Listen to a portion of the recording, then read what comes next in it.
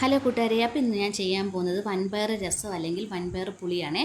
അതിനായിട്ട് വൻപയർ വേവിച്ച വെള്ളം, പിഴുപുളി, കരിയാപ്പില, പച്ചമുളക്, വെളുത്തുള്ളി, പിന്നെ ചെറുള്ളി ഇതും വേണം. അതിൻ്റെ കൂട്ടത്തിൽ മസാലയായിട്ട് മുളക് പൊടി, മല്ലിപ്പൊടി, മഞ്ഞൾപ്പൊടി, ഉലുവാപ്പൊടി, കായം ഓപ്ഷണലാണ്, നമുക്ക് ചേർക്കണമെങ്കിൽ ചേർക്കാം. ഞാൻ കുറച്ച് ചേർത്തിട്ടുണ്ടായിരുന്നു, ഞാനിവിടെ കാണിക്കുന്നില്ലേ, ഞാൻ കുറച്ച് ചേർത്തിട്ടുണ്ടായിരുന്നേ.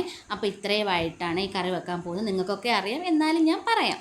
അപ്പം വൻപയർ വേവിച്ച വെള്ളവും പുളിവെള്ളവും അതിൻ്റെ കൂട്ടത്തിൽ മസാല മിക്സിയുടെ ജാറിനകത്തിട്ട് അടിച്ചതും കൂടെ മിക്സാക്കി വെച്ചിട്ട് ചീനിച്ചട്ടി വെച്ച് കടുക് വറുത്തിട്ട് അതിനകത്ത് ചെറുള്ളിയും വറ്റൽമുളക് ഉണ്ടെങ്കിൽ വറ്റൽമുളക് അല്ലെങ്കിൽ പച്ചമുളക്, പിന്നെ അതേപോലെ തന്നെ വെളുത്തുള്ളി, കൊച്ചുള്ളി എല്ലാം കൂടി ഇട്ട് നല്ലോണം മൂപ്പിച്ചെടുത്തിട്ട് ഈ കലക്കി വെച്ചേക്കുന്ന പുളിവെള്ളവും വൻപയറിൻ്റെ വെള്ളവും മസാല എല്ലാം കൂടെ കലക്കി വെച്ചേക്കുന്നതെടുത്ത് ഒഴിച്ചിട്ട് ഒരു 3-4 മിനിറ്റ് നല്ലവണ്ണം തിളപ്പിച്ച് കൊടുക്കുക.